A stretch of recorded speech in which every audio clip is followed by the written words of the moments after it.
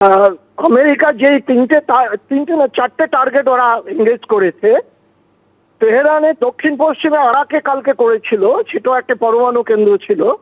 আর দক্ষিণে ফর্দো, যেখানে যেটা ছিল মেইন টার্গেট, যেটা নাকি পথে দিয়ে ঘেরা, যেটার মধ্যে ওদের মিসাইল গুলি নাকি রাখা আছে, তার দক্ষিণে রাতাং এবং ইসফানা, এবং এইগুলিকে কালকে ওরা 6খানা বাংকার বাস্টার বোম্বার দিয়ে মেরেছে, আর 30টা মেরেছে ওরা দিয়ে মিসাইল দিয়ে।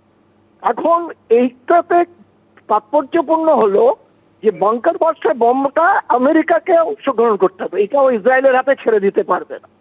আমরা দেখেছি গত দুদিন ধরে ইসরায়েল একটা ব্যাকফুটে চলে গেছিল, ইসরায়েলের এয়ার ডিফেন্সটা কার্যকরী ছিল না, এবং ইরান সেখানে বারবার, ইভেন হাইফা পোর্ট এবং বাতাম, এই এলাকাগুলি খুব গুরুত্বপূর্ণ, সেইখানে ওরা বিশালভাবে ধ্বংসাত্মক কাজ চালিয়েছে এবং ইরানও সেটা সাফার করছে।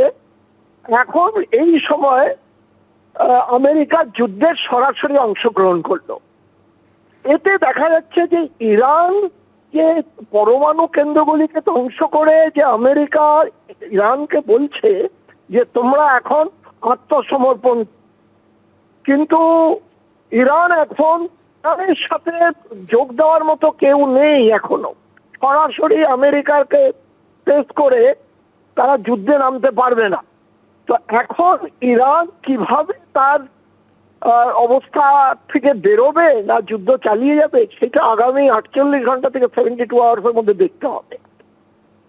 হ্যালো, তো এখন যেহেতু সরাসরি যুদ্ধে আমেরিকা নেমে পড়েছে এবং নেমে ওদের আপাত টার্গেটগুলিকে অ্যাচিভ করেছে এবং ইরানকে আত্মসমর্পণের জন্য অফার দিয়েছে, সেক্ষেত্রে চীন এবং রাশিয়া তেহরানকে কতটা সাহায্য করে তাকে উজ্জীবিত রাখতে পারে সেইটা আমাদের দেখা। আশেপাশে যে মুসলিম ওয়ার্ল্ড, তাদের কাছে সেরকম মিলিটারি মাইট নেই যে ইসরায়েল এবং আমেরিকার যৌথ অভিযানকে মোকাবিলা করার জন্য। এখানে সামরিক দিক থেকে রাশিয়ার পক্ষেও সম্ভব না, কেন ইউক্রেনের যুদ্ধে ও ফেসে আছে।